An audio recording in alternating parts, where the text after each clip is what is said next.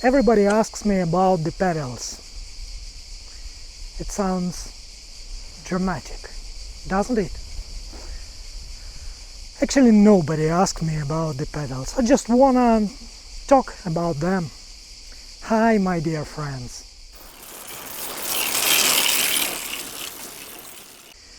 Today we have a technical video where I'll share my experience using the Shimano PD EH500 pedals over the past 2 years. To sum it up quickly, everything is great.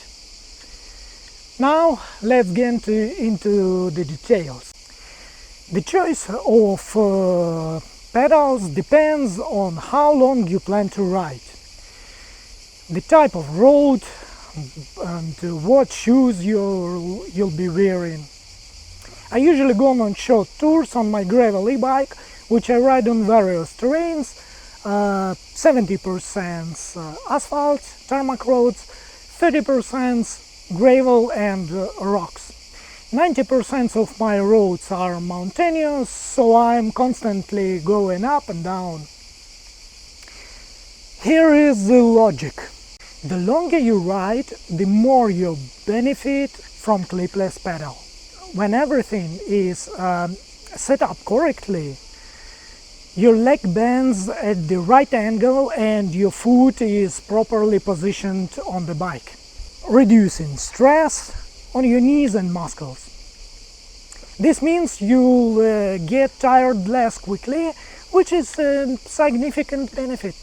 On paved roads, I always use clipless pedals, except the extreme heat on very long rides when I want to give my feet some air.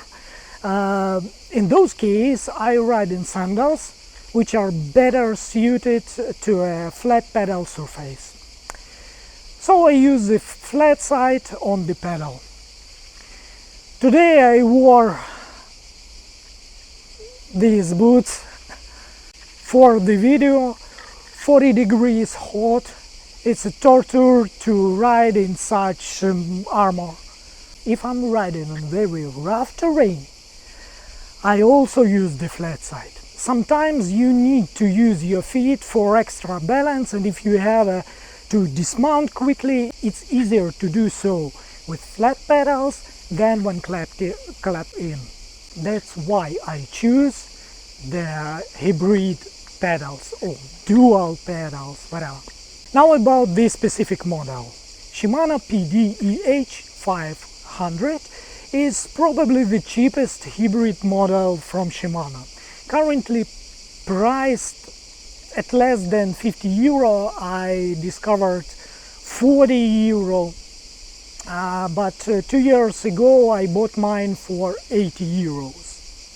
What I like about them?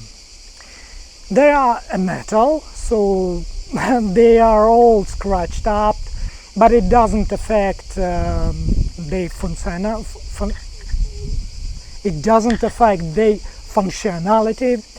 The platform is small, which is perfect for my gravel bike.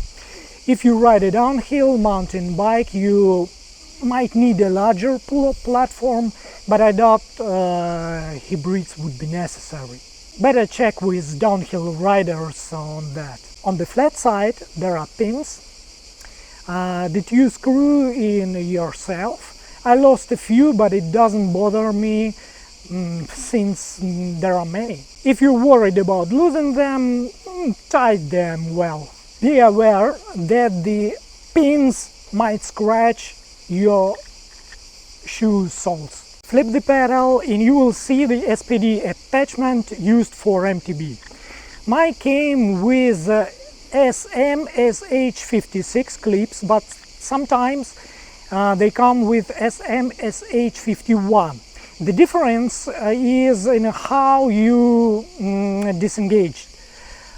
SM-SH51 only releases sideways, while 56 can release both upwards and sideways. I prefer 56 type for ease of use. I also use, and maybe is a disadvantage, No, it's definitely a disadvantage. So that's a con. I also use 15 millimeters range to install the pedals. Although they can also be installed with a hex key, I find the range requires less effort, plus I need it for the rear wheel, making it multifunctional. As for performance, the pedals work perfectly.